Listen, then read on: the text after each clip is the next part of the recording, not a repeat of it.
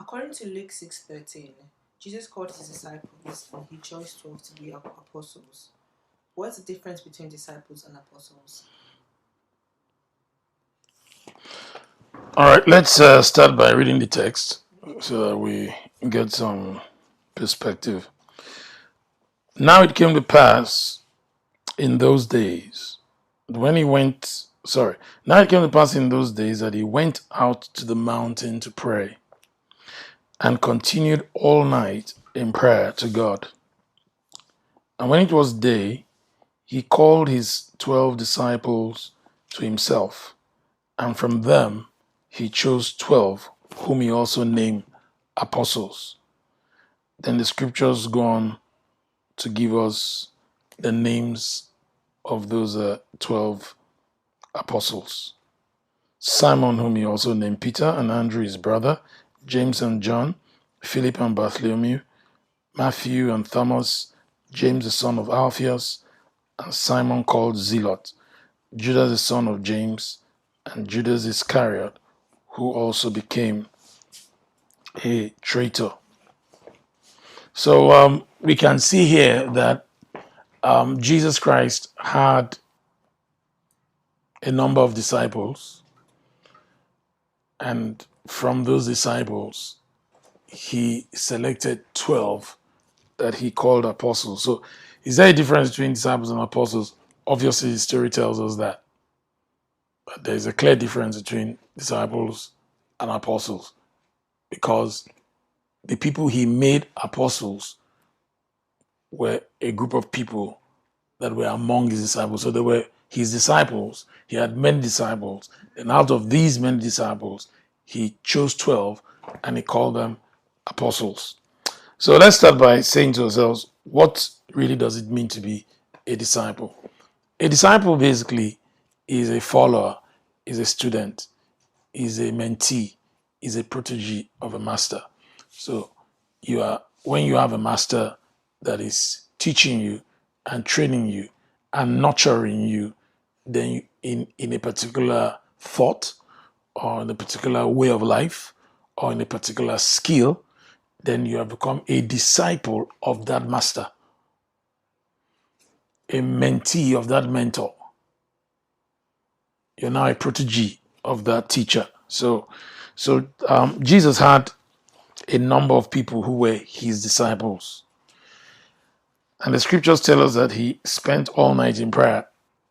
And then while in prayer, or spent all night in prayer, and after prayer in the day, when it was daytime, his disciples came around as usual, and then he selected 12 of them to be apostles.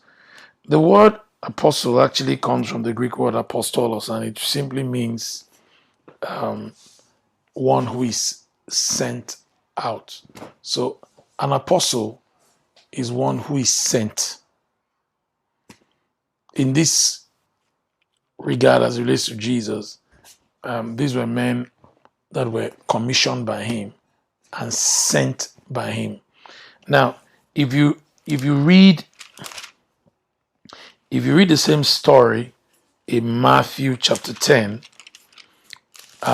you see that the sending commenced immediately he chose them. The sending commenced immediately he chose them. In Matthew chapter 10, this is how the Bible puts it. From verse 1, and when he had called his 12 disciples to him, he gave them power over unclean spirits to cast them out and to heal all kinds of diseases and to heal all kinds of sickness and all kinds of disease. Now, the names of the 12 apostles are these. So they were disciples when he called them, but by the time he empowered them and sent them, they now became apostles. So it's actually a very functional word. It's not a title as we use it today. It's not a title. It's a very operational word that, in a life of a person who has been empowered by the Lord and sent on a mission. In this case, he sent them out. And see what he said to them in verse 5. These 12 Jesus sent out and commanded them, saying, so he didn't send all the disciples, he sent these 12. That's what we see here.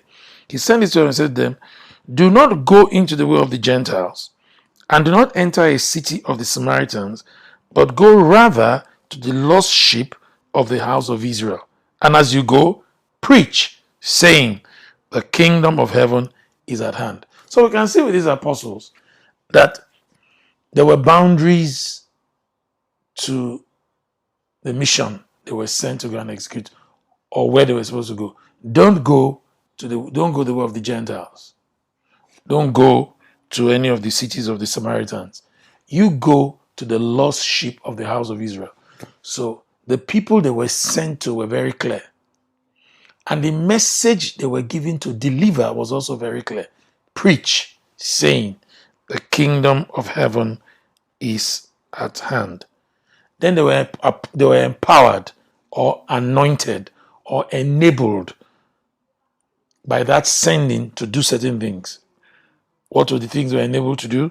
Heal the sick, cleanse the lepers, raise the dead, cast out demons. Freely you have received, freely give. And then the next thing he did was to now tell them about their sustenance, or how they will be provided for and sustained while they're on the mission.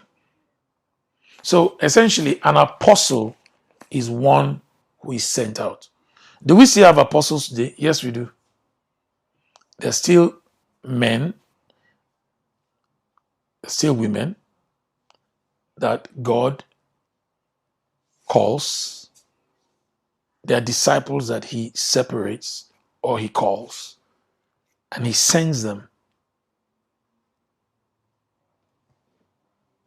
and he empowers them to execute his assignment. So it's not done away with. It's not an office that is done away with. It's still a very functional office in the body of Christ today. Thank you very much.